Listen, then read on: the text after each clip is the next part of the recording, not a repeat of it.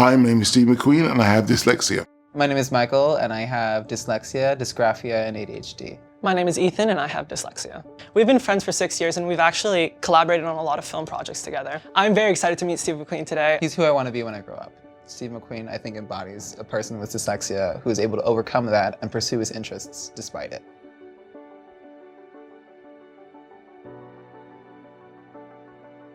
I think everyone has their own individual path and journey through dyslexia. The crossroads turning point for me when someone said to me, you're smart.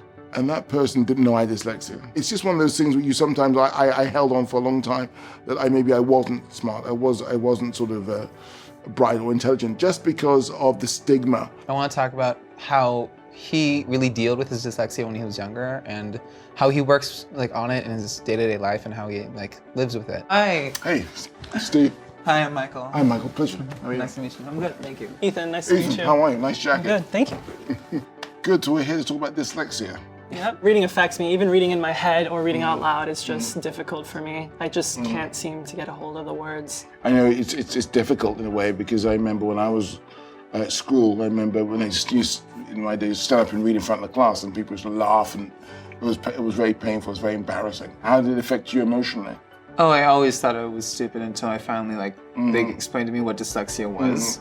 Cause I remember when I was 6 years old, I was like, Dad, something's wrong with me, am I stupid? And my dad got really mad at me for calling myself stupid. He's like, no, you have dyslexia. Are there any activities or habits that help you manage your dyslexia?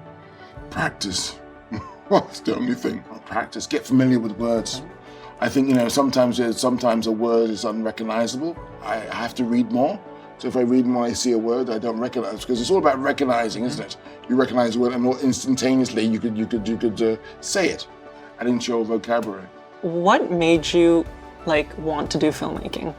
I had a passion for it. I think images were very important to me, maybe because of my drawing and looking and seeing and sound, I suppose. Yeah, sound. I mean, for me, the most important thing in filmmaking is sound. Image and sound, of course, were much more heightened because my oral reading wasn't as good. Do you think that creativity comes and your imagination is more heightened because of your dyslexia? Absolutely. I never thought of it until I was talking to you guys about it in a real hard way. It's rhythm and sound and patterns, and when I designed the sound for the film. So I just want to say to you guys, it's wonderful meeting you. Yes, there's going to be some difficult moments. There's undoubtedly going to be some difficult moments, but believe in yourself. That's the main thing. The belief in yourself is going to pull you through. Well, the advice I'd like to hand to a young person with dyslexia is you need to ask for help. You're not stupid. You're not slow. You just have a disability. But within a disability, there are so many advantages within it. You have to have faith. You can actually overcome this through help and through practice. Practice, practice, practice. That's the only way. Speaking with Steve McQueen, I feel like it's more possible now. I feel like the sky is the limit and I can make it. What I've learned is dyslexia can't stop you. It's just maybe a little bump in the road, but you can always overcome it. I'm so happy that I had this opportunity. 1 in 5 kids have a learning or attention issue. Everyone deserves to be understood. Everyone deserves to be understood. Visit understood.org to learn more.